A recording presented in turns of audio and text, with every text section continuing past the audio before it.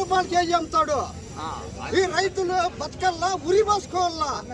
ఎన్ని లక్షలు పెట్టి మేము వడ్డీలు తీసుకొని వచ్చి భూములు కిరా లోన్ చేసేసి ఈ మాదిరితో అసలాట్లు పడతా ఉంటే ఇదేనా మన రైతులకి చేసేది? న్యాయం చేసేది ఈ న్యాయమేనా? ఇదేనా రైతులకి? ఎట్లా బతకల్లా? ఒక వైరు తీసుకో, ఒక పీస్ కేజీ తీసుకోవాలంటే 1000 రూపాయలు, ఒక కేజీ 270 రూపాయలు,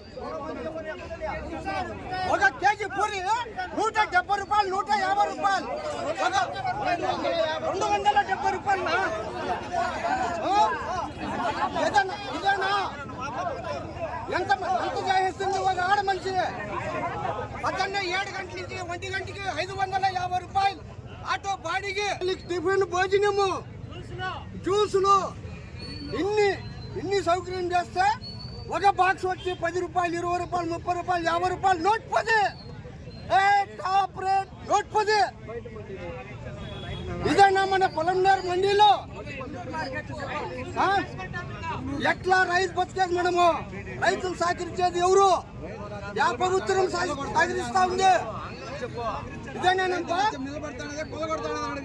కొల్ల కొడతా ఉండారు, రైతుకి కొల్ల కొడతా ఉండారు. బేగం తెచ్చినాడు వాళ్ళు. యూట్యూబ్ ఉంది, యూట్యూబ్ లో ప్రతి మార్కెట్ రేటు, యూట్యూబ్ లో ప్రతి రైతు. కానీ పొలం రేటు మాత్రము 100 రూపాయల నుంచి 50 రూపాయల నుంచి 30 రూపాయల నుంచి వస్తుంది పొలం రేటు. పొలం రేటు ఆమె అమ్ముతుంది, కోలార్ అమ్ముతుంది, వడ్డిపల్లి అమ్ముతుంది, పొంగనూరు అమ్ముతుంది. పొలం రేటు ఎందుకు అమ్ముతాం? కాబట్టి ఈ మార్కెట్ కి పెద్ద సరిలేదు.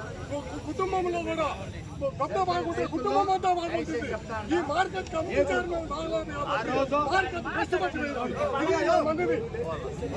మండి వాళ్ళు ఆ మండి వాళ్ళ దగ్గర, ఆ మండి వాళ్ళ దగ్గర, ఈ మండి వాళ్ళ దగ్గర తప్పితే వ్యాపారస్తులు అసలు రానివ్వడం లేదు. అసలు రానివ్వడం లేదు.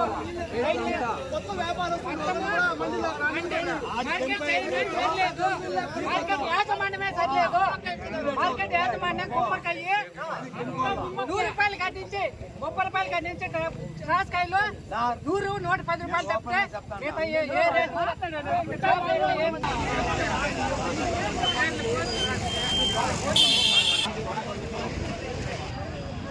కింద లేవు నా టమాటాలు. 80 రూపాయలు అనే టమాటాలు కూడా నేను చూపిస్తానండి. నాకు ఈరోజు టాప్ రేట్ ఎంత పోయింది బై? 180. లీస్ట్ రేటు ఉడికాయలు అవి ఎంత పోయినాయి? రూపాయల నుంచి 180 రూపాయలు. సో 170, 180 టాప్ రేట్ పోయింది. అయితే ఉడికాయలు 150 రూపాయలు పైన, ఇన్ని 160 రూపీస్.